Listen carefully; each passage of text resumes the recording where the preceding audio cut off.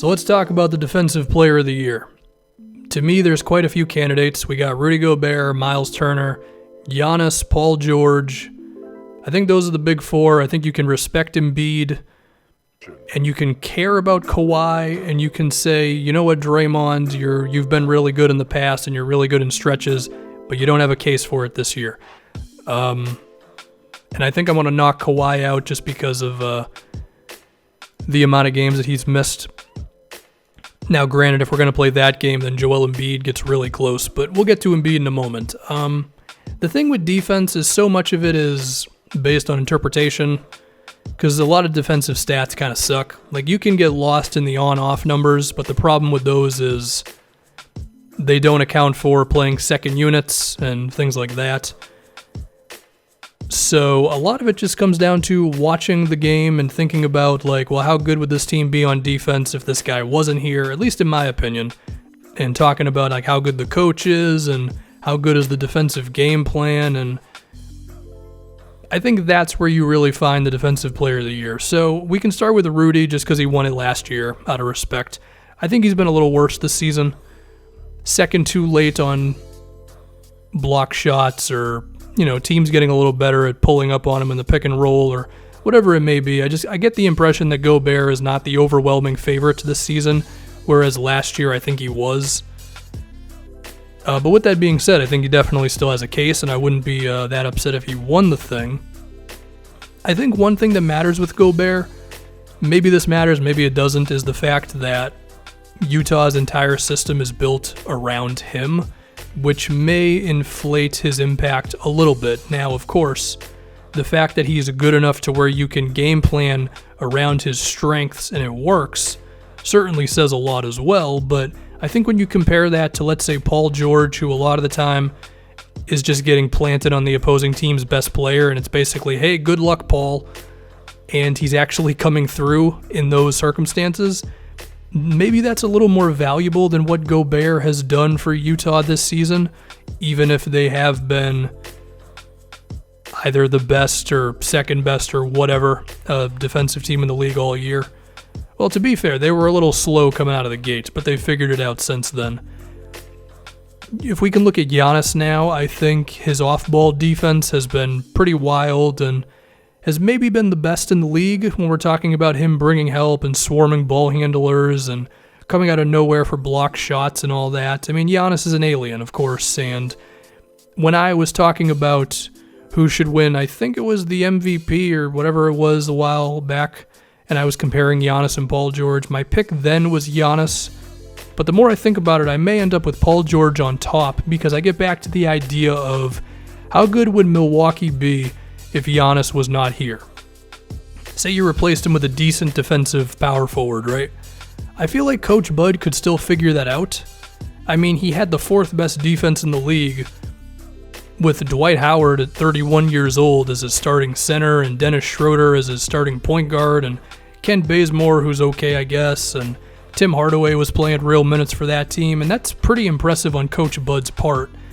And, that doesn't take away from how good Giannis has been, but I think it gets back to the idea of the game plan is so good that it allows Giannis to be maybe 6% better than he would be otherwise, which is still good enough to have you in the conversation and maybe still win the thing, but I just get back to the idea of, man, if OKC didn't have Paul George, they may be like kind of awful on defense, whereas I think Utah and Milwaukee, there would certainly be a drop-off, more so for the Jazz probably.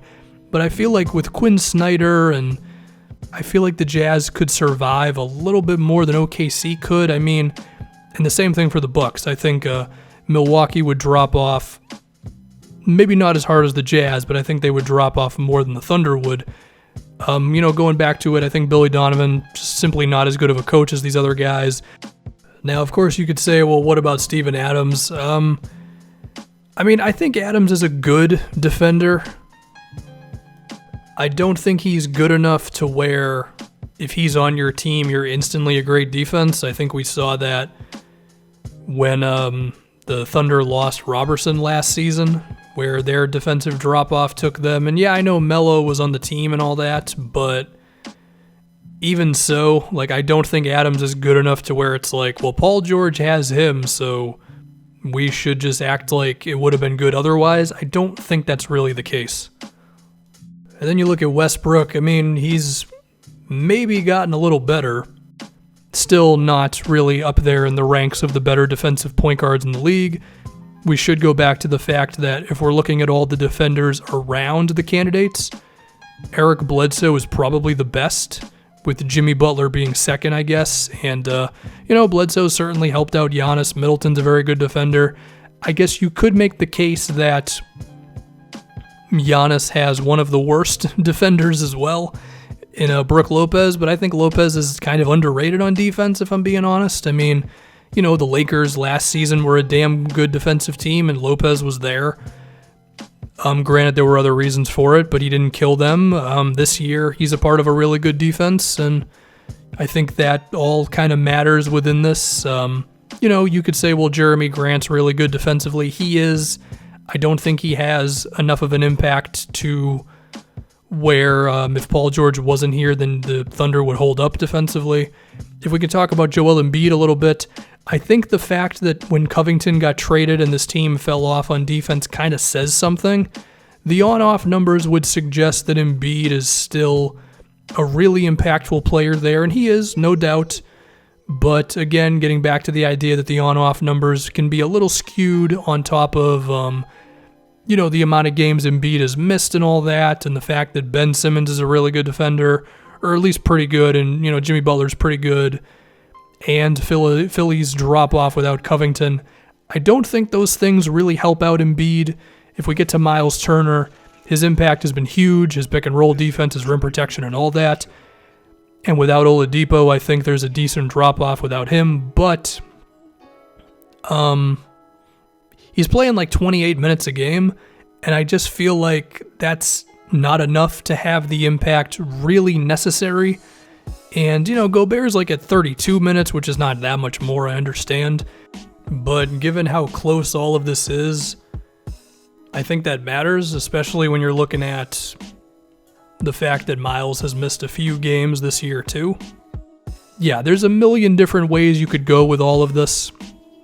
I think, I was kind of making this point throughout the video, so I don't think it's surprising who I'm going to go with here. I'm going to go with Paul George. I think PG has just done so much for that OKC defense, and I think if he wasn't there, then I don't think they'd be able to recover, and I give the other teams here just a little bit more of a chance to survive than I would OKC. So, yeah, my pick's going to be Paul George.